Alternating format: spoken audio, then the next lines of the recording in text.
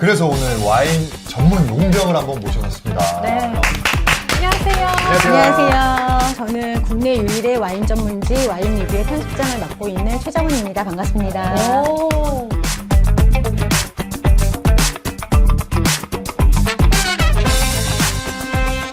국내 유일이라니까 더 네네네. 의미가 있는 것 같아요. 국내 이 와인만 이렇게 취급하는 게 아니라 국외 와인도 같이 취급하는 그런 잡지인가요? 네, 저희는 사실 국내에서 생산되는 와인은 별로 없고요. 네. 네네. 외국에서 수입되는 와인을 주로 다루고 있습니다. 오. 그리고 이제 매년 한국에서 열리는 이제 한국인들의 입맛에 맞는 와인을 찾는 챌린지를 하고 있는데요. 코리아 와인 챌린지라는 경연 대회도 저희가 개최를 하고 있습니다. 우와, 최고의 한국인 입맛을 사로잡은 네. 와인인 거죠. 오, 아니 챌린지라고 하면은 요즘에 SNS에서 막 핫하잖아요. 그런 틱톡이나 이런 쇼츠에 나오는 그런 챌린지와는 결이 다르고요. 네네. 와인 품평 대회예요. 그래서 네.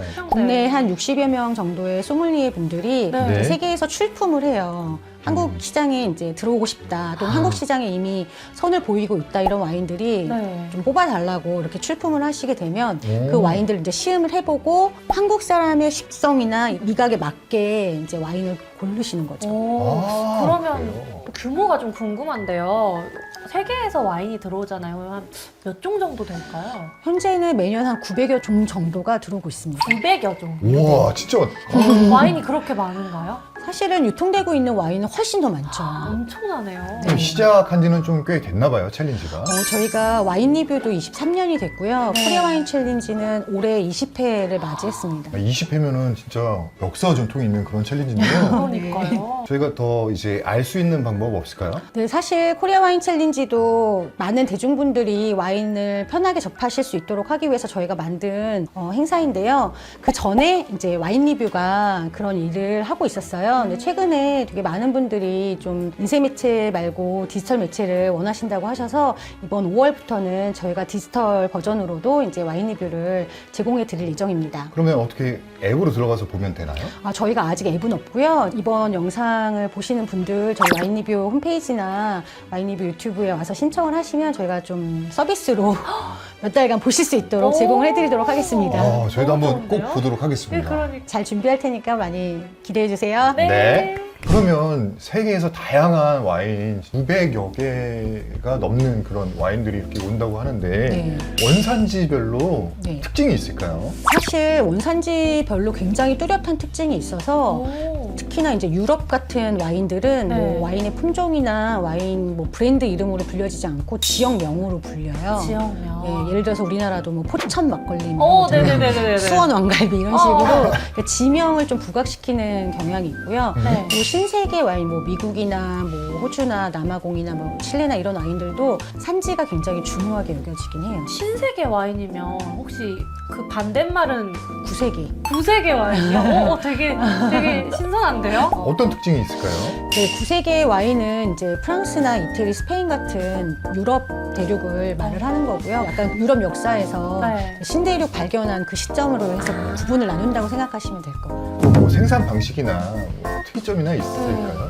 사실은 와인 자체를 생산하는 방식은 특이점은 없는데 네. 구세계는 찡에 맞는 품종이나 이런 규율들이 굉장히 엄격하게 되어 있어요. 근데 신세계는 그 구세계에서 와인이 발전하는 따라한 부분들이 좀 많이 있어서 좀 더 자유롭게 할 수 있죠. 근데 땅에 맞는 품종을 키워야 되기 때문에 그게 구세계든 이제 신세계든 땅이 굉장히 중요한데 보통은 때로아라는 말을 쓰는데요. 근데 때로아. 때로아라는 말이 땅 토양만 말하는 게 아니라 일조량, 뭐 기후 이런 모든 조건들을 다 포함하는 말이어서 그 네. 때로아가 구세계나 신세계나 모두 중요한 요소입니다. 그럼 와인의 원산지가 그 지역에서 생산된 것부터 발효까지 다 네, 다 그쵸. 합쳐진 게 그 원산지인 네. 거죠. 뭐 양조 기술이나 뭐 그런 차이점은 있을까요?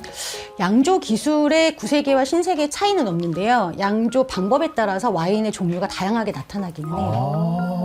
예를 들면 어떤 게 있을까요? 쉽게 말하면 봉봉 같은 거 있잖아요. 그런 네. 거 생각하시면 마시면 포도 알갱이가 하얗잖아요. 네. 근데 레드 와인을 많이 마시잖아요. 네. 근데 포도는 과육이 하얀색 과육이에요. 오. 그래서 사실은 포도주를 빨갛게 만들려면 붉은색 포도를 이렇게 침용 과정이라고 해서 네. 알코올 발효를 하면서 색소를 뽑아내는 거거든요. 아. 오랫동안 껍질하고 그 과육을 으깬 것을 이제 오랫동안 붙이게 하면서 색깔을 뽑아내는 거라서 그렇게 네. 해서 레드 와인이 만들어지고 화이트 와인 경우에는 청포도를 쓰는 거죠. 아. 청포도를 써서 바로 압착을 해서 색깔을 투명하게 만들어내는 경우가 있고 오크통을 어떻게 사용했느냐에 따라서 뭐 화이트 와인 같은 경우에는 옐로우가 아주 골드빛의 옐로우가 될 수도 있고 아니면 연두 색깔을 띠는 옐로우가 될 수도 있고 이렇게 네. 차이가 날 수가 있어요. 우와, 알고 계셨어요 혹시? 오케이. 지금 처음 듣는데 신기하네요. 아니 숙성 기간이랑 그러면 맛이나 뭐 향이 달라지는 경우가 있을까요? 사실은 그 포도 품종의 성격에 따라서 숙성을 해야 할 와인이 있고 숙성을 하지 않아야 되는 와인이 있어요. 레드 와인 같은 경우에는 그 껍질 자체에 저희가 탄닌이라고 하는 성분이 있어요. 네네. 탄닌은 떫은 맛. 떫은 맛이죠. 그러니까 네. 한국인들이 쉽게 이해할 때는 감 먹었을 때 이렇게 입 떫은 맛 느껴지는 거 있잖아요. 그런 부분이 이제 탄닌의 힘인데 탄닌의 힘이 강하면 강할수록 처음 만들었을 때 마시면 너무 힘들어요. 입안에 이제 떫은 맛도 많이 있게 되고 과정을 조금 소프트하게 하기 위해서 숙성을 오래 하는 경우가 있고요. 그렇지 않고 화이트 품종일 경우에는 조금 신선하고 달짝지근한 맛이 나야 된다. 그러면 숙성하지 않고 바로 나오죠. 바로 맛있게 하는 거죠. 바로 만들면 그 달짝지근한가 봐요. 달짝지근한 맛의 포도도 있고요. 네. 조금 껍질에 힘이 많이 들어가서 그런 당도가 조금 덜 들어간 경우도 있고 사실 와인을 양조할 때는 이 포도의 당도가 굉장히 중요한 요소예요. 왜 당이 중요하냐면 얘가 알코올 발효를 할 때 당을 쓰는 거거든요. 네. 그래서 당도가 높으면 그 알코올 발효를 했을 때 알코올 도수가 높아져요. 그래서 알코올 발효를 하는 과정에서 그게 다 알코올로 발효가 되면 완전히 드라이하게 당도가 없는 맛이 나오고요. 그 알코올 발효 과정에서 당을 조금 남겨놓으면 조금 달콤한 맛이 나게 되는 거죠. 그 와인이 이제 여러 가지 와인이 있지만 저는 오래된 와인, 이 빈티지 와인이 좀 이제 비싸다라고 생각하는데 맞는 건가요? 그렇죠. 그게? 빈티지라고 하면 이제 오래된 빈티지만 있는 건 아니고요. 사실 위스키 요즘에 좋아하시잖아요. 네. 위스키나 이제 독주들은 알코올의 힘이 강하기 때문에 시간을 지나거나 또는 열을 받거나 해도 알코올이 변질되지 않고 유지가 되는 반면에 네. 와인 같은 경우는 13도 정도 맥스로 한 14도 정도까지밖에 안 되기 때문에 온도나 뭐 그런 환경의 영향을 많이 받아요. 네. 그런데 그럼에도 불구하고 포도 자체가 굉장히 강건한 힘이 있다. 그럼 뭐 100년도 가는 와인이 사실 있어요. 사실 있고 그 와인을 더 강하게 하기 위해서 오크 숙성이나 이런 것들을 하게 되는데요. 이 와인을 하시는 분들이 더 빈티지라는 요소를 고려할 때 그 빈티지는 어떤 해에 작황이 어떠냐를 얘기할 때 빈티지를 더 이야기하세요. 그러니까 지금은 사람들이 이제 시대가 많이 변해서 네. 옛날에는 유럽에서 이제 매년 와인을 구매를 해서 네. 지하 창고에 다 넣어놨다가 이제 천천히 하나씩 꺼내 먹는 맞아요, 그런 맞아요. 습관이 있었기 때문에 네, 네. 괜찮은데 한국처럼 이런 신생 소비 국가에서는 그거를 할 수가 없잖아요. 그쵸. 보존을 할 수가 없기 때문에 가장 맛있게 출시되는 시점에서 거의 판매가 되고 있어요. 그래서 그런 오래됐느냐 오래되지 않았느냐는 지금은 그렇게 중요한 그런 개념은 아닌데 빈티지를 많이 고려하시는 분들은 아주 고가 와인일 경우에 작황이 아주 좋으면 가격이 그냥 천정부지로 올라가요. 그러면 오래된 와인이어도 그 해의 포도가 어떻냐에 따라서 그렇죠. 맛도 다르고 네. 생산지도 너무 중요하고 그러겠네요. 네, 그러니까 뭐 이제 굉장히 좋은 브랜드의 와인 같은 경우에는 네네. 만약에 작황이 안 좋으면 수확량을 그러니까 생산량 확 줄여버려요. 음. 자기네 네임밸류에 맞지 않는 품질이 야. 나오기 때문에 그 생산량을 줄여버리고 그리고 아주 좋은 브랜드라도 그 브랜드의 빈티지가 안 좋다, 뭐 몇 년이 안 좋다. 그러면은 시중에서도 훨씬 더 저렴한 가격으로 가격이 판매될 와, 수밖에 없죠. 신기하다. 개념이 오래됐다고 다 좋은 게 아니네요. 네. 새로 알았어요. 그렇죠. 네. 품종도 따져야 되고 네, 네. 작황도 따져야 네. 되고 오래된 것도 뭐 거기에 이제 플러스돼서 더 이제 숙성이 되면 좋은 거고. 그러면은 궁금한 게 이제 실패하지 않는 어떤 와인 고르는 기준이 있을까요?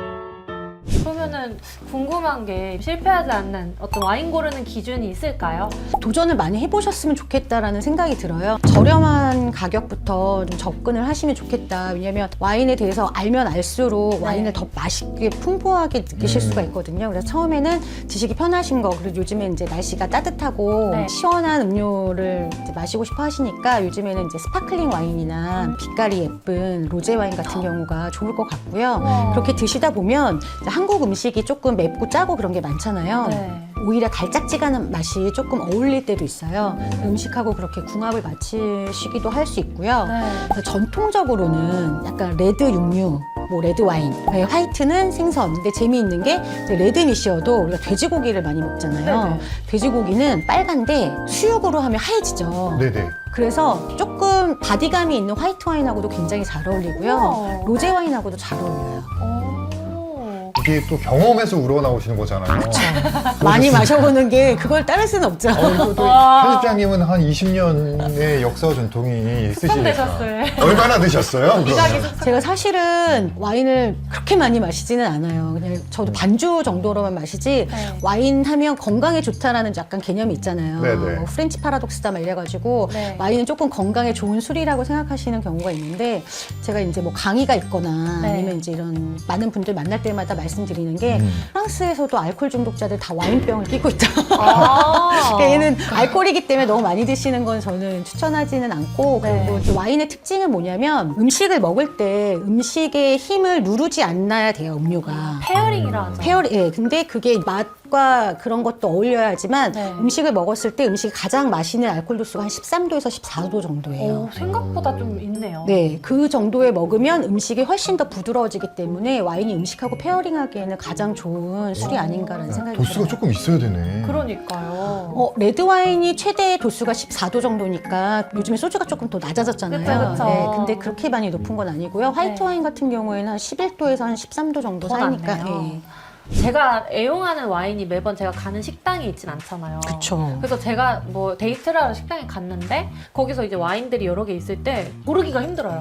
그럴 때 약간 좀 팁이 있다면. 사실 그 레스토랑마다 와인 리스트가 다 달라요. 코리아 와인 챌린지만 해도 매년 한 900종 정도가 들어온다고 말씀을 드렸잖아요. 근데 뭐 식당마다 호텔마다 다 다르기 때문에 기본적으로 저는 제일 쉽게 전달드리는 거는 스파게티 같은 면류 네. 그리고 다양한 소스를 마실 때는 꼭 이태리 와인을 먹어라. 오. 이태리 와인 중에 뭐 산지오베제라는 품종이 있는데 네. 그 품종이 토스카나 지역 토스카나. 예, 피렌체가 중심인 지역인데요. 그 토스카나 지역에서 나오는 산지오베제로 만든 와인을 드시면 가장 밀가루랑 잘 어울린다는 생각이 들어요. 밀가루, 토마토 소스 이런 거랑 굉장히 잘 어울리고요. 네. 아까 말씀드렸던 것처럼 조금 한국 음식하고 좀 많이 드실 때는 화이트 와인도 괜찮다. 그리고 화이트 와인 중에서도 조금 단맛이 있는 화이트 와인이 괜찮은데 네. 그건 제가 어느 품종이 제일 어울린다고는 말씀을 드릴 수가 없어서 너무 다르니까 네. 그거는 조금 힘들 것 같고요. 중식에도 이태리 와인이 되게 잘 어울리는 것 같아요. 중식이에요? 네. 되게 의외다. 기름진 음식에 되게 잘 어울려요. 이렇게 또- 짜장면에 어울리는 짜장면, 짜장면에도 말씀하신 거가 워낙 이게 많잖아요. 이게 품종이잖아요. 네. 와인의 뭐 브랜드나 라벨이 아니라. 네네. 그럼 와인병을 딱 봤을 때 뭘 보고 그 품종을 확인할 수 있을까요? 와인병을 보시면 네. 기본적으로는 품종 이름이 들어가 있어요. 그런데 네. 유럽 와인, 구세계 와인 같은 경우는 품종이 들어가 있지 않은 경우가 많아요. 그럴 때 어떻게 해요? 그래서 일단은 처음에 시작하실 때 품종이 들어있는 신세계 와인부터 시작을 하시면서 습관을 들이시고 유럽은 완전히 엄격하게 원산지 중심으로 이름이 나와 있기 때문에 웬만해서는 그 산지에서 어떤 품종을 쓰는지 기본적으로 아시는 분들이 접근을 하세요. 그리고 원산지에 강한 통제를 받지 않을 경우에는 유럽에서도 품종 이름을 쓰긴 하거든요. 네. 그러면 원산지하고 조금 동떨어진 개념의 와인이라서 아주 고가의 와인이 아닐 수가 있어요. 그러니까 와인을 딱 드시는 분들은 아시네요. 이제. 그러게요.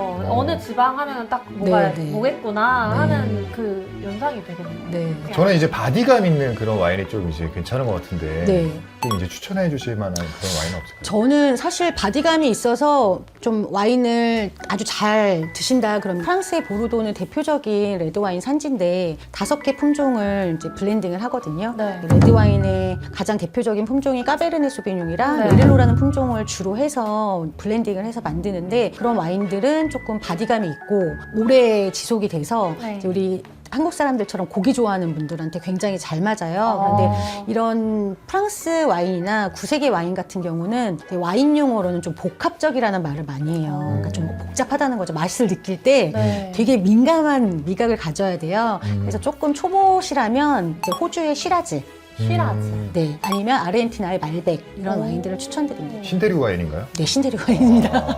아, 금방 아시네요. 저도 궁금해요. 저는 좀 드라이하고 네. 떫은 맛이 있는 와인을 좋아하거든요. 저한테 추천해 주실 와인. 레드 와인. 레드 와인. 탄닌이 많은 와인은 말백도 괜찮고 네. 일단은 까베르네 소비뇽 베이스로 하는 와인들은 거의 탄닌이 있어서 네. 레드 와인은 다 괜찮으실 것 같아요. 어.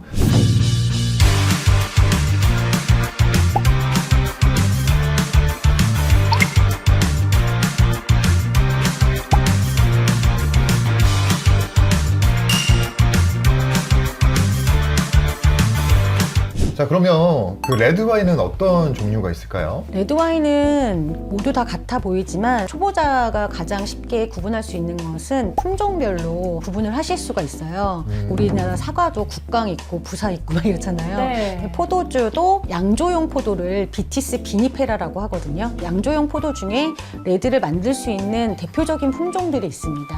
가장 많이 보편화되어 있는 품종은 이제 까베르네 소비뇽이라는 품종이고요. 네. 보르도가 주 산지인데 보르도가 워낙 세계적으로 유명한 산지이다 보니까 보르도를 중심으로 해서 전 세계로 퍼져나간 와인인데요. 탄닌이 굉장히 강하고 남성적인 힘을 갖고 있는 와인이고요.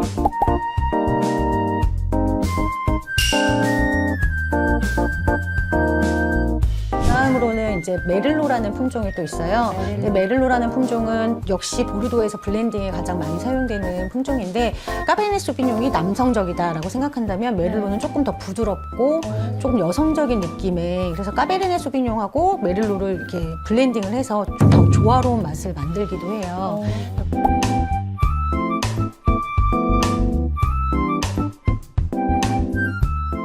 그다음에 이제 프랑스의 서부 지역이 까베르네 소비뇽과 메를로가 많이 난다면 프랑스의 동부 지역은 이제 피노누아라는 품종이 나고 있는데요. 피노누아 같은 경우는 블렌딩을 안 해요.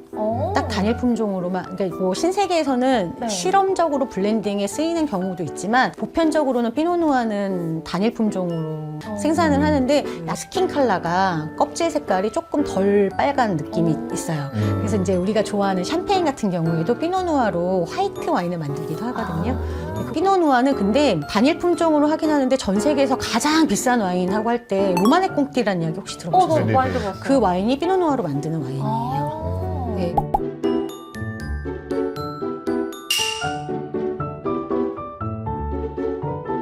한국인한테는 저는 되게 잘 맞는 품종이라고 생각하는데 이제 호주에서 나오는 시라즈라는 품종이 있어요. 시라즈예요. 그 시라즈의 원래 고향은 프랑스의 론 지역이에요. 프랑스의 론 지역인데 거기에서 이제 시라라고 얘기를 하고 호주에서는 그 시라를 시라즈라고 얘기하는데 굉장히 껍질에 맛이 풍부한 와인이어서 한국 음식하고는 아주 잘 어울려요.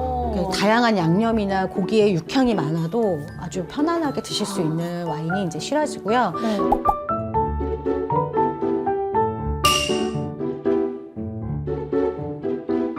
네, 산지오베제는 이태리의 주 품종이에요. 이태리 이제 피렌체를 중심으로 한 지역을 저희가 토스카나라고 하는데 그 토스카나 지역에서 가장 많이 생산되는 품종인데 그 와인은 저는 그냥 되게 편하게 그냥 이태리 레스토랑 가면 그냥 무조건 산지오베제. 웬만해서는 실수하지 않는 되게 맛있는 밀가루 음식하고 다 잘 어울리는 산지오베제. 네, 산지오베제.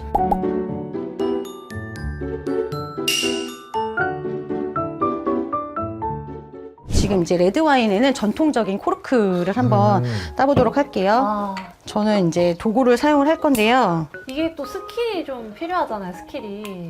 그쵸. 스킬이 좀 필요하죠.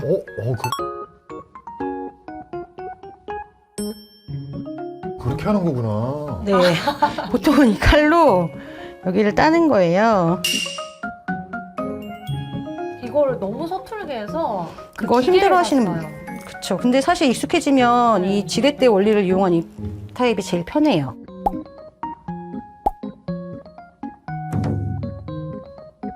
그런 경험 없으세요, 보킬? 따다가 코르크가 반 쪼가리가 난 거예요. 그런 경우 많죠. 안으로 그래서- 들어가기도 하고. 그래서 젓가락으로 젓가락으로 밀어야죠. 일부러 집어넣고. 밀어서 이제 코르크랑 같이 섞인 와인을 많이 마셨어요. 맞아. 코르크 이 기준이 정확하게 90도가 아니게 되거나 하면 각도가 꺾이면 그게 삐뚤어져요. 그러니까요. 네. 그래서 중심에다가 잘 넣으셔야 되는. 저 정확히 수직으로 들어가게. 요게 수직으로 나와 있는 게 가장 좋은 거예요. 이렇게 지렛대 원리로. 그렇게 하는 거였구나.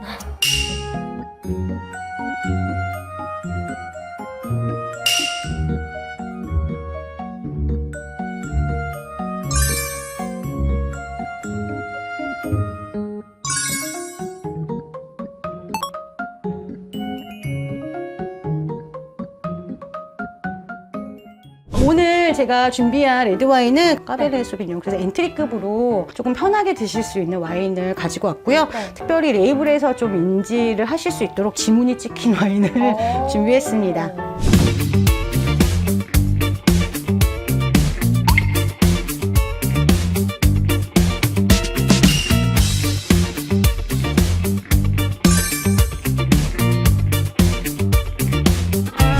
이거는 레드와인. 드디어. 이야. 레드 와인. 까베르네 소비뇽 와인이에요. 네. 가장 대표적인 레드 와인이고 쉽게 보실 수 있는데요. 특히나 이렇게 흰 종이를 대서 한 번씩 보셔야 돼요. 색깔이 정확하게 보이진 않을 텐데 네. 보이시나요? 괜찮나요? 진하네요. 굉장히 진해요. 굉장히 진하고 젓갈색 같은 느낌이 나죠. 레드 와인을 보실 때 가운데 색깔과 여기 경계선 색깔이 있어요. 네. 근데 경계선 색깔도 진하고 두께가 얼마냐 그런 거에 따라서 알코올이 높으냐 알코올이 강하냐 이런 것도 따지실 수도 있고, 그다음에 이렇게 보셨을 때 이 가운데 부분이 파란빛이 감도는 듯한 레드다 그러면은 굉장히 영하다, 지금 마시면 되게 떫겠구나 생각을 하실 수 있어요. 이 와인 같은 경우에는 빈티지가 2019년이거든요. 그러니까 5년 됐죠. 그래서 이 색깔이 나오는구나. 영한 신세계 와인이라 들었는데 왜 이렇게 색깔이 깊지 했는데 역시 네. 2019년이었네요. 약간의 벽돌색 느낌 있잖아요. 네. 어떤 느낌인지 알죠? 약간은 맞아요. 브라운 톤이 조금 있는 그런 레드일 경우에는 와인이 조금은 숙성이 돼가고 있다 생각하실 수 있어요. 냄새를 맡아볼게요. 오, 이거 다르다. 좋죠. 제가 아까 처음에 확 느꼈을 때는 그 플럼이라고 하는 것도 있고 자두라고도 하는 네. 과육이 정말 빨간 과일 있잖아요. 네. 과일을 나눌 때 그게 씨과일이냐 아니면 레몬 같은 그런 시트러스 계열이냐 그걸 많이 나누는데 네. 시트러스 계열일 경우에는 화이트에서 냄새가 많이 나요. 복숭아는 좀 다르지만 복숭아의 경우에는 보통 화이트, 조금 단 화이트에서 많이 나는 향인데 이런 과일의 경우에는 이제 레드 프루시라고 해서 네. 이제 자두 아니면 포도 네. 아니면 체리 이런 향들이 많이 나거든요. 사실은 까베르네 소비뇽에서 대표적으로 나는 향은 까시스라는 블랙커런트라는 향이긴 한데 네. 이 와인은 그렇게 블랙커런트 향이 심하게 나진 않은데 네. 대신에 약간 좀 진한 자두, 아주 진한 빨갛게 잘 익은 자두, 과육이 빨간 그런 저의 첫 느낌은 그랬어요. 살짝 민트 향이 살짝 감돌거든요. 진짜 고급스럽다. 지금 우리 잔 안 돌렸잖아요. 네. 잔을 한번 돌려볼게요. 이렇게 해서 이게 디캔딩인가요? 아니 이거는 에어링이라고 해서 이제 와인을 공기하고 접촉을 하고 또 잔에 많이 묻혀서 네. 공기를 통해서 많이 올라오게 하는 거죠.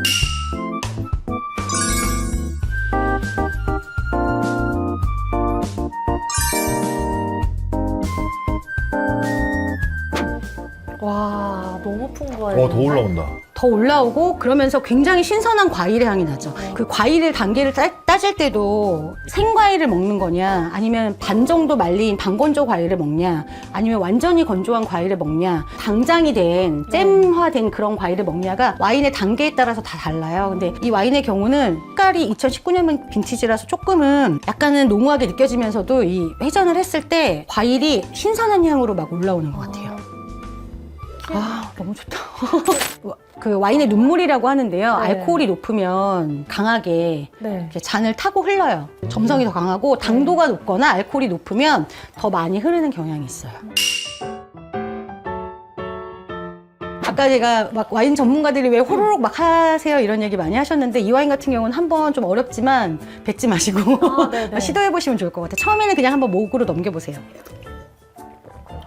오, 이제 두 번째로 할 것은 입에다 잠깐 머무른 다음에 좀 지저분하게 느껴질 수 있지만 보이지 않게 입에 머물고 있다가 가글처럼 하셔도 되고 뭐 잇몸, 혓바닥 다 부딪히게 한다고 생각하시고 한번 드셔보실게요.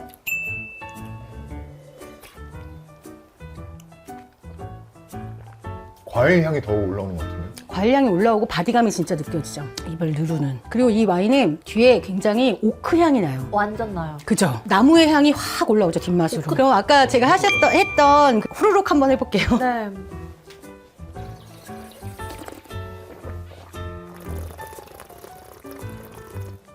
입안에 이제 가글처럼 다 했을 때 뒷맛으로 오크 향이 굉장히 많이 올라왔는데 지금 이렇게 후루룩 했을 때는 식도로 넘어갔다 기도로 다시 올라와요. 그러니까 향이 앞에서 느껴지는 게 아니라 뒤에서 느껴지는 지금 향이거든요. 코 쪽으로 나오는 느낌이 그걸 이제 들었어요. 저희가 부케라고 해요. 한약 느낌이 났어요. 그런 거 보통 감초향일 거예요. 감초향. 네. 취하신 거 아니에요? 얼굴이 조금 아니. 붉어지신 것 같습니다. 동공이 아니, 좀 이게 확장된 것 같아요. 아무나 마시는 게 아니에요, 와인. 고급스러운 와인이라. 그래서 와인 한 잔을 드실 때 그냥 원샷 이렇게 드시는 것도 있지만 이 와인이 어떤 맛일까, 네. 어떤 과정을 거쳤을까 한번 이렇게 시음해 보시는 것도 재미있는 시간일 것 같습니다. 혹시 와인잔 잡는 사람 중에 이렇게 잡는 사람 있어요? 와인잔은 사실 이렇게 잡으시면 안 돼요. 그래요? 왜요? 와인은 온도에 굉장히 민감하기 때문에 네. 와인잔을 잡는 방법이랑 위스키잔을 잡는 방법이 다른데요. 네. 그 위스키잔은 이렇게 잡아요. 이 잔이 되게 중요한데 위스키잔을 이렇게 잡으면 온더락잔 같은 경우 이렇게 잡을 때가 있거든요. 손에 온도를 넣게 되는데 와인잔은 이렇게 하면 특히 화이트 와인은 절대 안 돼요. 온도가 확 높아지기 때문에 네. 되도록이면 와인잔의 발밑, 발밑에. 발밑을 주로 잡고 네. 이렇게 드시는 게 와인을 가장 맛있게 드실 수 있는 방법입니다. 다리가 긴 이유가 그 온도를 유지하기 위해서거든요.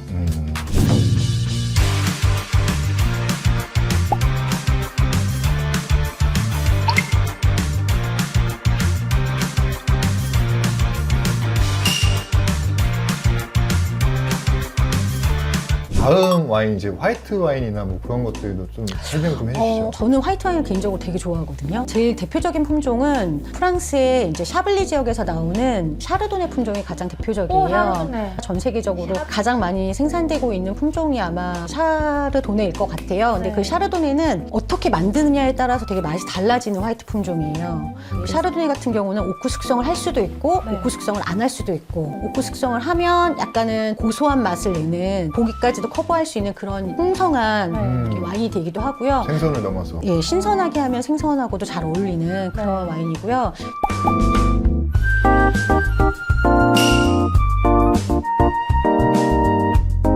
요즘에 많이 드시는 품종이 소비뇽 블랑이라는 품종이거든요. 소비뇽 블랑은 원래 고향이 프랑스 이제 보르도 위쪽에 무아르 강이 흐르는 지역에 또 산지가 있어요. 네네. 거기 이제 메인 품종 중에 하나고 지금은 뉴질랜드에서 가장 많이 유명해진 와인인데요. 얼마 전에 TV 보니까 하정우 씨가 제일 좋아하는 게 소비뇽 블랑이라고 하시더라고요. 오.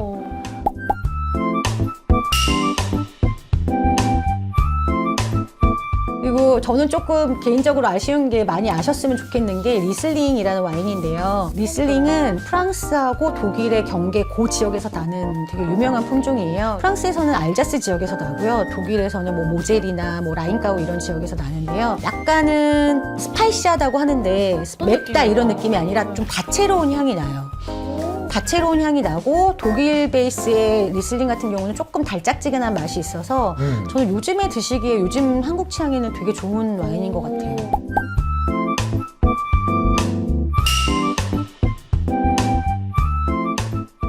네, 이번에는 화이트 와인을 시음해 볼 건데요. 저는 오늘 조금 편하시게 조금 가볍고 네. 약간의 단맛이 있는 저도 사실 잘 몰랐던 와인인데 체코 와인을 준비를 했어요. 레이블이 너무 예뻐서 한번 시도를 해봤고요.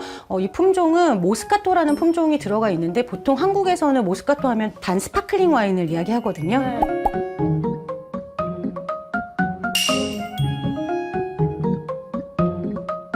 여기는 이제 스틸 와인으로 화이트 와인으로 만든 제품이에요. 대신에 약간의 단맛이 조금 남아 있어서 마시기 편한 그런 와인이 될 것 같아요. 품종이 이제 오크통 숙성을 안 했거나 그러면 더 옐로우빛이 들어가진 않거든요. 조금 그린 페일 같은 느낌. 네. 네, 일단은 컬러를 한번 그냥 보시고 네. 향을 한번 맡아보시는데 처음엔 그냥 완전 어떠세요? 달라요. 이거 단 거 같아. 그죠? 딱 약간 과일 달짝지근한 느낌, 느낌에. 네. 사실 이 모스카토란 품종이 재미있는 게 현장에서 포도를 따먹어도 이 맛이네. 오. 이제 보통 스파클링에 많이 쓰는데 이 모스카토는 이제 과실 향이 본연에 있을 때는 스파클링으로도 많이 쓰고요. 네. 만약에 과실과 와인을 만들었을 때 향이 다르면 스파클링 샴페인 방식으로 많이 만들기도 하거든요. 오. 한번 돌려서 네. 더 향을 풍성하게 해볼게요. 네.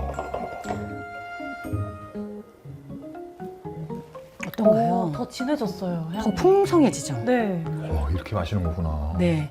이게 이제 와인을 저희가 한 잔을 따를 때 왜 가득 안 따라주냐 이렇게 얘기하시는 분들이 많이 계세요. 그래서 소믈리에 분들이 레스토랑에서 서빙할 때 좀 힘들어 하시는 부분도 있는데 이 와인의 되게 큰 요소 중에 하나는 보이지 않는 아로마가 있기 때문에 잔에 많이 묻혀서 네. 약간 공명하게 한 다음에 향을 맡으시면 저 근데 향 맡는 게 이렇게 좋은 건지 몰랐어요. 그죠? 제가 아까 막 웃었잖아요. 너무 좋아서. 네. 너무 좋죠. 향 맡는 것도 이게. 네. 그러면 한번 드셔보실게요.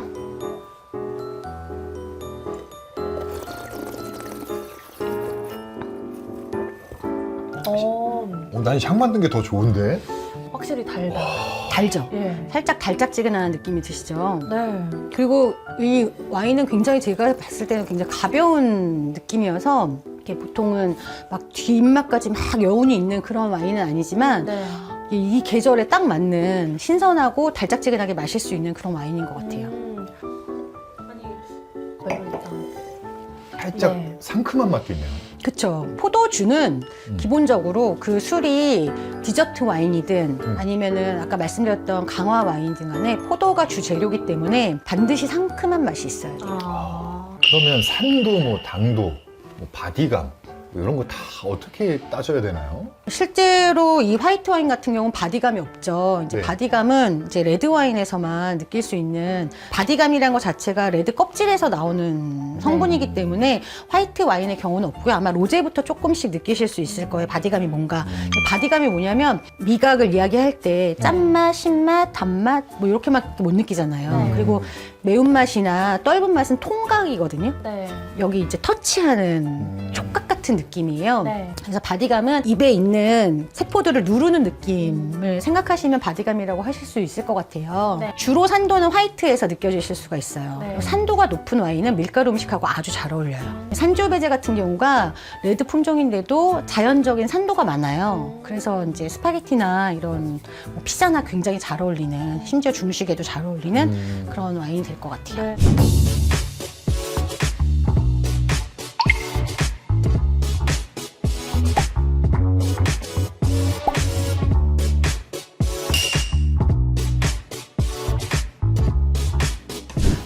대표적으로 레드 와인하고 화이트 와인이 있는데 그 중간에 제가 되게 좋아하는 로제 와인이 있습니다. 로제 와인은 그냥 단순히 핑크빛은 아니고요. 어떻게 네. 만드냐에 따라서 약간 그런 핑크가 다양하게 나타나는데요. 로제 와인의 경우는 레드하고 화이트를 섞는 경우도 있고요. 유럽 같은 경우에는 보통은 레드 와인에서 바로 로제를 만드는데 레드 포도를 수확을 해서 그 포도를 으깨요. 네. 알갱이 주스랑 껍질이랑 분리가 될 거 아니에요. 네. 근데 그것들이 알코올 발효를 통해서 알코올이 많아지면 알코올이 독하기 때문에 포도 껍질이 갖고 있는 색소를 녹여요. 그래서 그 색소가 충분히 와인에게 녹아지면 네. 그거를 최상으로 끌어내면 레드 와인이 되는 거고요. 중간 어느 단계에서 멈추고 포도 껍질을 싹 제거하면 로제 와인이 되는 거예요. 그래서 로제 와인 같은 경우에는 레드 와인의 어떤 바디감, 이게 화이트보다 이 레드 껍질에서 나오는 그런 탄닌의 성분들이 있어서 바디감도 있어서 음식하고도 되게 잘 어울리고, 그다음에 빛깔이 예쁘니까 여성들이 굉장히 좋아하는 그런 로제 와인이 되고 있습니다. 네, 이번에는 저희가 오늘 또 로제 와인을 한번 시음을 해보도록 할게요. 네, 이 와인은 특별히 화이트하고 레드를 섞은 와인이 아니라 레드 품종을 이렇게 약간 치명 과정을 좀 짧게 해서 레드의 색깔을 살짝만 뽑아낸 그런 로제 와인입니다. 색깔이 진짜 예뻐요. 그러니까 우리가 말하는 핫핑크 그런 느낌은 아니시죠? 네. 로즈골드 같은 느낌. 네, 로즈골드 같은 느낌입니다. 로제부터는 컬러를 한번 좀 정확하게 보는 것도 재밌을 것 같아요. 화이트 색깔이 있는 바닥에 보시면 돼요. 종이가 있으시면 이렇게 보시면 색깔을 가장 정확하게 보실 수 있거든요. 이렇게 보시면 좀 잔을 기울여 보실 때 가운데 부분이랑 가장자리 부분이 조금 달라요. 그래서 가장자리 부분도 한번 보시면 좀 반짝반짝인다 보실 수 있을 거예요. 컬러를 보실 때 그냥 친구들끼리만 편하게 마실 때는 그렇게 하지 않으셔도 되는데 혹시나 이제 시음하시면서 조금 이 와인에 대해서 조금 더 연구를 하고 싶으시다 네. 이럴 때는 이렇게 흰색 배경이 있는 곳에 컬러를 이렇게 비춰서 보시면 색깔을 더 분명하게 보실 수가 있고요. 네. 근데 와인을 하면 감각이 되게 다채로워지는 것 같아요. 우리가 핑크라고 하는 그런 핑크빛은 아니잖아요. 네. 로제도 되게 다양한 색깔을 꽂고 있거든요. 향을 한번 맡아볼게요. 오묘하죠? 꽃향기도 나는 것 같아요. 한번 향을 돌려볼게요. 네. 제가 아까 바닥에 돌렸잖아요. 네. 바닥에다가 중심을 놓고 돌리시면 제일 편한데 만약에 그게 힘드시다 그럼 이렇게 새끼손가락으로 받쳐주세요. 네. 받쳐주신 다음에 돌리시면 더 편하게 잘 돌아갑니다. 오, 그러게요. 네. 이거를 많이 잘 돌려야 향이 많아져요. 다시 향을 맡아볼게요. 오, 세졌어요. 훨씬 다르죠? 네. 화사하죠? 화이트 품종은 화이트 색깔 꽃향이 나고요. 레드 품종은 레드 빛깔의 꽃향이 나요. 그래서 꽃향도 더 다채롭게 나는 경향이 있어요. 이 봄에 딱 어울리는 그죠? 것 같아요. 딱 어울리죠? 색깔도 그렇고. 네. 네, 한번 시음을 해볼게요.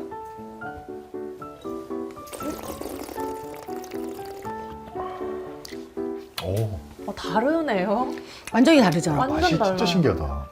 화이트의 그런 가벼움도 있으면서 뭔가 조금 묵직한 느낌이 드시지 않으세요? 그리고 저는 살짝 이 레드 와인의 경우는 발효를 한 번 더 하는 게 있어요. 젖산 발효라고 하거든요. 그 젖산 발효는 뭐냐면 산이 되게 많아요. 산도를 느낄 때 산이 되게 많은데 보통의 우리가 와인에서 느끼는 산도를 사과산이라고 해서 조금 신맛, 과일의 신맛을 얘기를 해요. 근데 레드 와인의 경우는 사과산이 너무 지나치면 좀 좋지 않아요. 그래서 레드 와인 쪽으로 갈수록 그 사과산을 우유산, 우유가 느껴지는 젖산으로 발효하는 젖산 발효를 하기도 하거든요. 이 로제 와인에 약간 살짝의 젖산 발효 느낌이 나요. 산도가 좀 부드럽게 느껴지는 거죠. 네. 아까 화이트 와인하고 좀 다르게 로제지만 살짝 무게감이 느껴지시죠? 네네. 여기서부터 약간의 바디감을 느끼신다고 하면 돼요. 바디가 몸이잖아요. 약간 무게감이 입안에서 느껴진다 생각을 하실 수 있어요. 저는 로제 딱인 것 같아요. 그죠? 확 다르죠? 화이트랑 약간 레드의 중간 그런. 그쵸? 저는 그쵸? 화이트보단 좀 더 달고 뭔가 그 유산균의 느낌이. 오, 그 약간 그 젖산 그 네. 발효 느낌이 저도 네. 그 느낌, 굉장히 정확하신 것 같아요. 딱 먹었는데 네. 입안에 남는 것 같아요. 진짜. 되게 다르시죠? 괜찮네. 네. 저는 그냥 달달한 그런 와인인 줄 알았는데. 네, 역시. 오늘 제가 사실 준비한 와인들은 단 와인은 거의 없고 네. 약간 그럼에도 이제 과일의 그런 신선한 느낌이랑 좀 더 풍요로운 그 약간 컬러풀한 좀 느낌이 나는 것 같아요. 약간 각막에 핑크 필터를 낀 것 아. 같은 느낌? 좋은 표현이시네요. 네. 야, 이거 너무 좋네요. 알아놔야겠다. 이거 괜찮다. 네.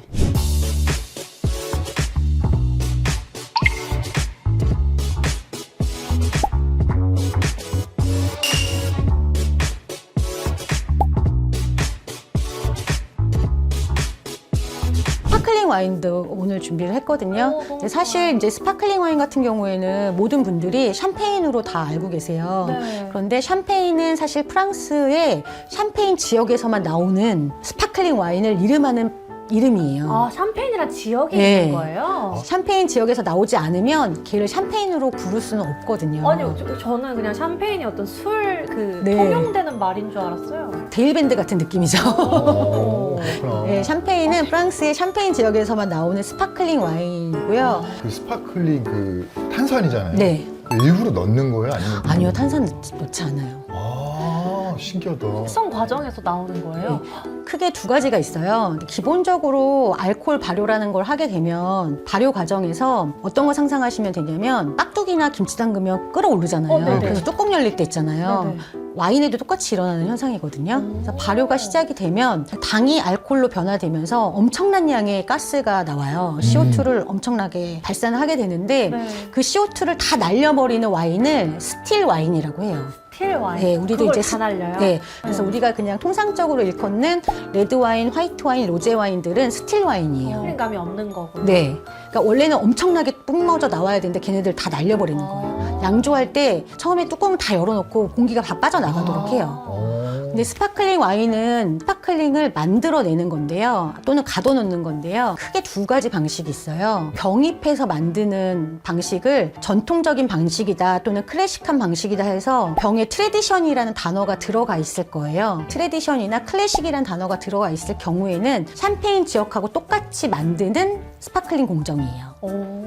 그렇지 않고 되게 가볍게 한 알코올 5도 정도 되고 좀 단맛이 많은 스파클링 같은 경우에는 양조통에서 처음에 발효를 할 때 이제 아까 당도가 알코올로 다 변하면 드라이해진다고 했잖아요. 네. 레드와인의 경우는 14도까지 변할 수가 있는데 화이트는 한 12도까지 변할 수가 있거든요. 근데 그 화이트 품종을 한 5도 정도의 알코올만 얻으면 그냥 알코올 발효가 안 되게 온도를 냉각시켜 버려요. 그러니까 얼려 버리는 신기하다. 것까지는 아닌데 아, 네. 알코올 발효를 하려면 어느 정도 온도가 좀 있어야 돼요. 따뜻해야 되거든요. 근데 그걸 이제 온도를 낮춰서 양조통의 뚜껑을 닫아서 가스가 못 날아가게 해요. 근데 대신에 그렇게 만드는 방식의 스파클링은 조금 스파클링이 가볍고 단맛이 많이 나고요. 샴페인 방식으로 만들 경우에는 완전히 드라이하게 한 다음에 다시 병입을 해서 거기다가 효모를 넣고 다시 발효를 시켜요. 그래서 완전히 조금 드라이한 맛이 나는 그런 와인으로 변하는 거죠. 와, 와인 공부 많이 해야겠다. 그러니까 이게 네. 화학도 알아야 될 것 같고. 와인 재밌어요. 진짜 들으면 들을수록 진짜 과학적인 그런 와인이네요. 네, 오늘 저는 스파클링 와인으로는 스페인에서 생산되는 까바를 가지고 왔어요. 까바. 이름도 쉽고 네. 사실 샴페인만큼의 그런 맛을 갖고 있고 알코올도 그렇고 탄산도 굉장히 높은 편이어서 샴페인 방식으로 만든 와인이라 네. 가볍게 스파클링을 접하실 수 있는 좋은 술이라고 생각해서 이 술을 선택을 했고요. 살짝 되게 좋아하시는 까바를 한번 까바? 그렇죠. 까바를 한번 까보겠습니다. 아, 예. 탄산이 많이 들어있을 경우에는 네. 코르크로 하지 않고 이렇게 한 번씩 캡으로 더 묶여 있어요. 이렇게 더 묶여 있는 거는 탄산이 너무 많이 들어있기 때문에 계속 올리거든요. 그걸 막기 위해서 철로 이렇게 묶어 놓는 거예요. 빠지지 않게. 보통 우리가 샴페인 하면 막 흔들어서 빵 터트리잖아요. 네. 근데 걔는 좋은 방식은 아니에요. 아, 그래요? 탄산을 많이 가둘수록 좋기 때문에 이렇게 탄산을 깔 때는 무조건 철을 좀 풀어 놓으신 다음에 살짝 돌려서 꿀팁. 그렇게도 돼요? 예, 살짝 돌려서 최대한 가스가 많이 안 나가게 소리가 뻥 나지 않게 소리를 안 예, 요 정도만 오, 딱 해서 하시는 게 좋습니다. 그래도 임팩트가 있네요.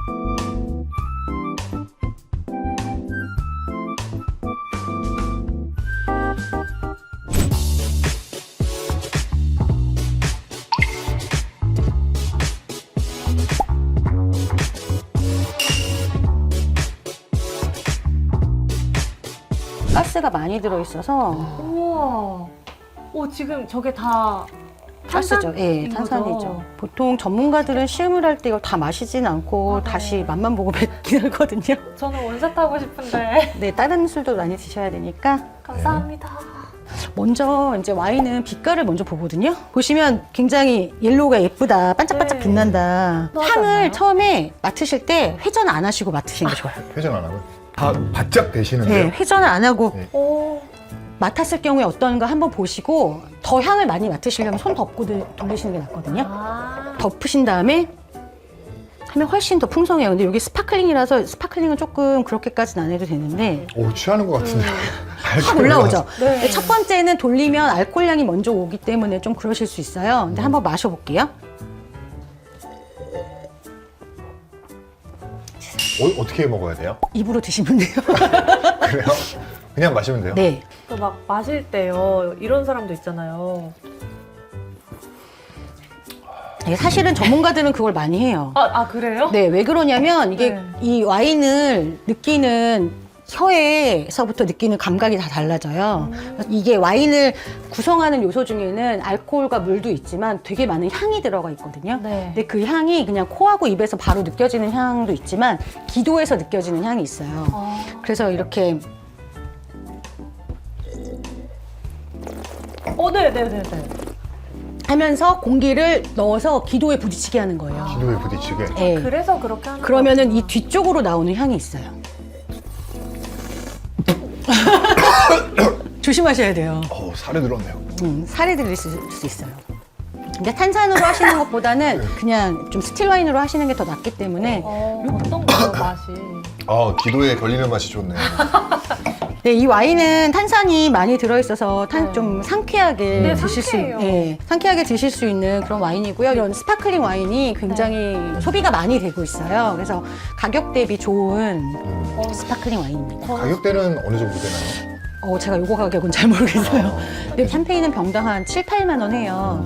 그거에 비해서 한 까바는 한 4, 5만 원 이 정도 많이 있어도 조금 다를 거예요. 약간 샴페인 와인은 좀 뭔가 좀 가벼운 맛일 줄 알았는데 생각보다 향도 굉장히 좋고 너무 예리하시네요. 예, 너무 맛있는데요? 이 샴페인은 사실 가벼운 스파클링이 아니에요. 일단은 샴페인 자체가 네. 처음에 1차 발효 과정에서 모든 알코올을 다 드라이하게 만든 다음에 2차 발효 때 또 한 번의 알코올 발효를 하는 와인이기 때문에 상당히 드라이해요. 예. 여기 보시면 아까 레이블 어떻게 읽냐고 하시는 분들도 있었는데 네. 이제 불이 네이처라고 되어 있잖아요. 네, 네. 근데 프랑스어가 기본이 된 건데 불이라는 뜻은 프랑스에서는 굉장히 드라이한 와인을 말을 할 때 이야기를 하는 거고요. 네. 구체적으로는 이 스파클링의 경우 2차 발효를 하게 되면 완전히 당을 모두 알코올로 바꾸기 때문에 굉장히 드라이해져요. 근데 여기에 이제 나중에 그 효모 찌꺼기들이 남게 되거든요. 제거를 못해서 병입을 할 때 얘네들을 퐁 하고 나가게 해요. 그때 당도를 조금 첨가를 해요. 그 당도나 그때 들어가는 추가 액체의 성격에 따라서 이 당도가 정해지는데 보통은 드라이할 경우에 불이라고 얘기를 해요. 그래서 굉장히 드라이한 맛이 있으면서 네. 이 와인 같은 경우는 섬세하게 약간 막걸리 같은 느낌의 효모 느낌이 살짝 날 거예요. 2차 발효의 영향으로 네. 효모의 느낌이 있습니다. 아, 2차 발효된 거구나. 매력 있네요. 이렇게 해서 스파클링 와인은 뭐 굳이 샴페인처럼 막 최고급 샴페인, 비싼 샴페인 드시지 않으셔도 이제 까바라든가 독일의 젝트라든가 이런 다양한 스파클링이 있습니다.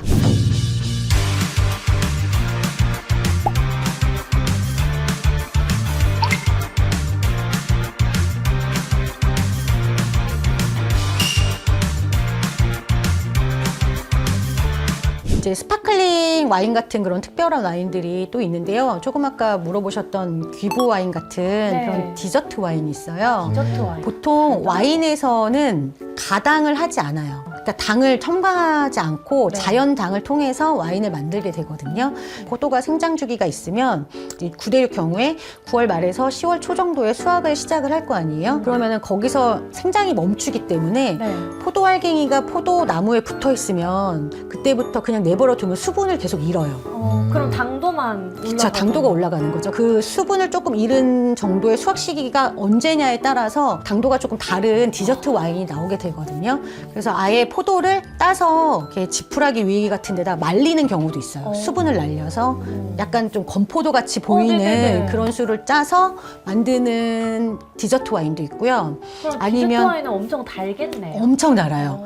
그리고 아까 말씀하셨던 기부 와인 같은 경우에는 그 특별한 지역이 필요해요. 약간 아침에 안개가 많이 올라오고 네. 그 다음에 오후에 빛이 막 떨어지는 엄청 떨어지는 그런 조건이 있어야 네. 왜냐하면 기부가 잘 되면 기부가 되는데 잘못되면 그냥 부패가 되는 나쁜 곰팡이가 쓸 수도 있거든요. 그래서 기부 와인의 경우는 성공적으로 썩은 와인들을 그래서 가장 비싼 이제 샤토디캠 같은 경우에는 기부 와인의 대표적인 이름인데 엄청 고가의 네. 와인이고 당도가 많기 때문에 이 와인은 뭐 100년 뭐 이렇게 갈 수 있는 그런 와인이 되고요. 그다음에 우리가 즐겨 마시는 아이스 와인. 아이스 와인? 네, 아이스 와인 같은 경우에는 아마 그 비행기에서 많이 팔아서 아실 수도 있을 텐데 전혀 모르시면 좀 아이스를 넣어서 마셔야 되나라고 생각하실 수도 있어요. 제가 이제 수확 시기에 따라 다르다고 말씀드렸잖아요. 그냥 10월 달에 내버려 두는 거예요. 수확을 안 하고. 그럼 가을에 계속 하면서 얘가 쪼그라들겠죠. 네. 계속 쪼그라들다가 언제까지 쪼그라드냐면 얘는 그 다음에 한 2월 정도에 수확을 하거든요. 완전 아주 겨울 추울 때. 지나고. 네, 그러면 이제 그나마 있던 수분도 다 얼어요.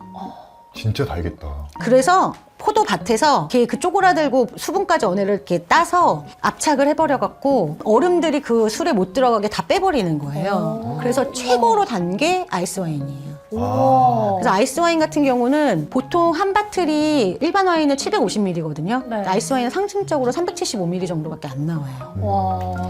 그럼 이제 그런 수분감이 와인들을 없으니까. 네, 그런 와인들은 이제 디저트 와인에 네. 포함이 되고요. 이 디저트 와인들은 달지만 인공 감미료가 들어가 있지 않기 때문에 입안에서도 굉장히 깔끔하고 포도가 주는 그런 향과 그런 특징들이 많이 나와 있어요. 디저트 와인은 달잖아요. 네. 그럼 또 단맛은 짠맛이랑 어울리잖아요. 그렇죠. 단짠단짠하니까 떡볶이랑 같이 먹으면 어떨까요? 저는 나쁘진 않을 것 같은데 떡볶이는 근데 고추장 베이스가 있어가지고 네. 또 단맛이 있죠. 네, 그런 게 있어요. 근데 단짠도 있지만 디저트 와인은 단 거하고 단 거랑 먹어도 단 맛있어요. 거요? 그게 되게 융화가 돼요. 오. 초코 무스 막 이런 거랑 먹어도 되게 맛있고요. 몸에는 좀 안 좋을 것 같은데. 몸에는 데인저러스. 단 거? 네. 조금만 드셔야죠. 몸에 나쁠 정도로 드실 수 있는 와인이 아닙니다. 너무 비싸고 너무 소량입니다. 300ml 아, 근데 정도. 그 당이 전 못 이렇게 막- 먹어봤습니다. 네. 진짜 맛있어요. 꿀 같아요. 먹어보고 싶네요. 네.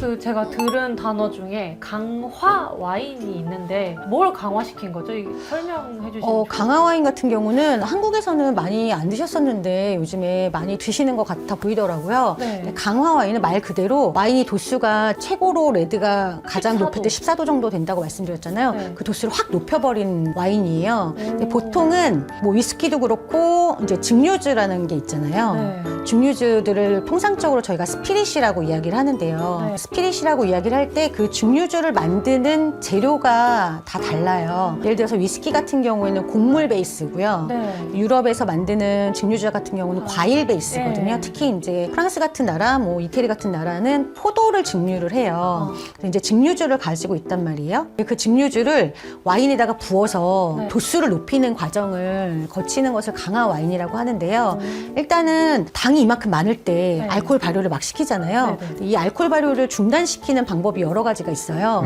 그 알코올 발효를 중단시킬 때 하나는 아까 말씀드렸던 온도를 낮출 수가 있고요. 네. 그러니까 우리는 생각하면 이제 김치 냉장고에 빨리 넣으면 김치가 발효를 늦게 하잖아요. 아, 그렇죠. 그런 것처럼 온도를 낮추는 경우가 있고요.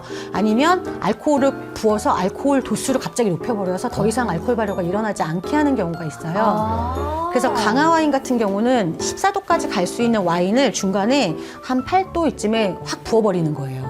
그럼 더 도수가 높아져서? 술은 도수가 높아지고 와인은 단맛이 더 남겠죠. 와 신기하다. 진짜 신기하다. 아니 보통 진짜 도수가 맛있어요. 높은 술 하면은 네. 딱 마셨을 때 캑 하잖아요. 네. 뜨겁고 막 네. 되게 막 코에서 김 나오는 것 같고. 근데 그런 와인은 마셨을 때 어떨까요? 근데 이게 강화 와인이라고 해서 막 네. 이 알코올을 40도 이렇게 만드는 게 아니라 40도 정도 되는 증류주를 넣음으로 해서 한 25도 정도씩 아, 만들어내서 보통 와인보다는 조금 독하지만 네. 당도가 있고 마실만한. 네, 마실만한 아. 그런 와인이 되는 거죠. 이 강화 와인은 되게 히스토리가 있는 와인이에요. 네. 대표적인 강화 와인을 만드는 산지는 포르투갈이랑 스페인인데요. 포르투갈의 강화 와인의 경우 포트 와인이라고 말을 하고요. 와인. 예, 스페인의 강화 와인의 경우는 쉐리주라고 얘기를 해요. 예, 근데 이게 영국하고 관련이 많이 있어요. 예, 우리가 영국하고 프랑스 사이에 100년 전쟁 이야기를 하잖아요. 네. 100년 전쟁 전까지 프랑스의 그 서남부 지역, 보르도를 포함한 그 서부 지역이 다 영국령이었어요. 그러다 보니까 영국 사람들이 보르도 쪽 지역에서 술을 마음대로 가져갔거든요. 술을 그래서 포도주를 마음대로 가져가고 이동을 충분히 할 수 있는 거리에 있었어요. 그 100년 전쟁을 통해서 프랑스가 완전히 프랑스가 되고 영국하고 사이가 안 좋아지게 되니까 영국 사람들은 술을 마셔야 되는데 더 밑으로 내려가야 되는 거예요. 더 밑으로 내려가서 포르투갈과 스페인이 있는데 거기서 와인을 가져오면 기간이 너무 늘어나니까 와인이 상하는 거예요.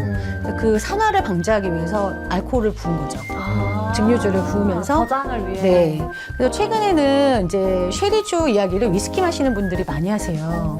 왜냐하면 이제 위스키를 숙성을 시킬 때 쉐리주를 담갔던 통에 넣으면 위스키가 곡물 베이스의 술이잖아요. 네. 쉐리는 과일 베이스의 술이기 때문에 그 맛이 잘 융화가 돼서 대표적인 게 맥켈란 같은 위스키인데 그 쉐리통을 사용을 하는 것을 굉장히 큰 장점으로 부각을 시키기도 하시고 네. 뭐 포트 와인통을 쓰기도 하시고 심지어 기부 와인통을 쓰는 분들도 계시더라고요. 위스키의 어떤 곡주의 고소한 그런 맛에 과일의 그런 좀 신선한 맛을 입히는 거죠. 블렌디드 된 그런. 예, 이제 통을 통해서 블렌딩을 시키는 거죠. 그 와인을 섞는 게 아니라 그 와인을 담갔던 통에 위스키를 넣는 거예요. 너무 새롭다. 네.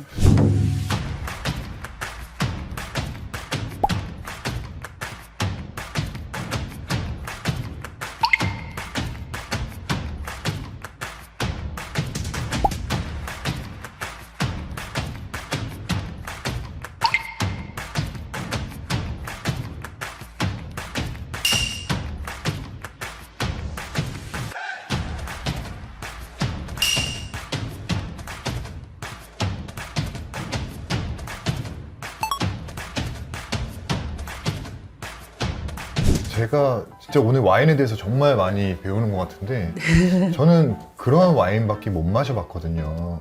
대량 와인 있잖아요. 벌크 와인. 벌크 와인이요. 좋죠, 그것도. 뭐 이마땡 뭐 가면 아. 그런 와인은 어떤가요?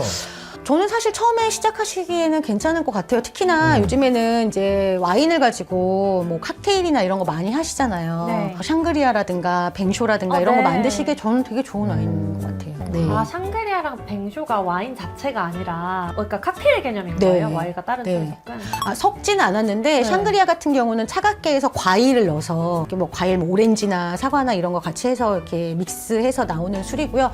뱅쇼 같은 경우는 사실 독일 같은 데서 유래가 된 건데 네. 겨울에 추울 때 레드 와인을 뜨겁게 해서 우리나라 쌍화차 마시듯이 네네네. 마시는 걸 뱅쇼라고 하는데 약간 알코올기는 다 올라가고 거기에 뭐 계피가루라든가 뭐 레몬이나 오렌지 같은 그런 과일들을 섞어서 조금 비타민을 충전을 하면서 마시는 걸 이제 뱅쇼라고 하죠.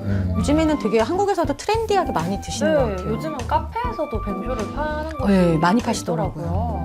아, 우리나라 같은 경우에는 이제 소주랑 맥주를 이렇게 섞어 먹잖아요. 와인에 이렇게 섞어 먹는 그런 문화도 있나요? 저도 사실은 와인을 처음 접했을 때는 네. 클래식하게 접한 부분이 있었어요. 그래서 약간 와인을 뭔가랑 섞어 먹는 걸 좀 금기시하는 문화에서 제가 20년 전부터 와인을 시작했으니까 네. 그런 생각이었는데 최근에 TV를 보니까 그 백종원 선생님께서 스페인의 산세바스티안이라는 곳에 가셔서 강사를 하시는 프로그램이 있더라고요. 네. 거기서 보니까 스페인 현지에서도 탄산음료랑 이렇게 레드 와인이랑 섞어서 되게 편하게 오. 마시는 부분들이 우와, 있어서 와토닉 이런 건가? 네, 저는 그게 되게 신기하고 너무 재밌었어요. 신선하고. 그러니까 우리나라 소맥 같은 느낌. 네, 그런 느낌으로 드시더라고요. 오, 그러니까 섞어 먹을 수도 있네요. 좋네요. 네, 시원하고. 와인을 좀 더 오래 먹을 수 있을 것 같아요. 네. 오늘 진짜 와인에 대해서 여러 가지로 배워보고 와인에 네. 대해서 알아봤는데 네. 오늘 또 먹어보기도 했어요, 정말. 네, 맞아요. 아, 다양한 너무 맛. 맛있었어요. 너무 맛있었습니다. 자, 오늘 고민 해결된 것 같습니다. 원샷, 원킬, 미션 클리어!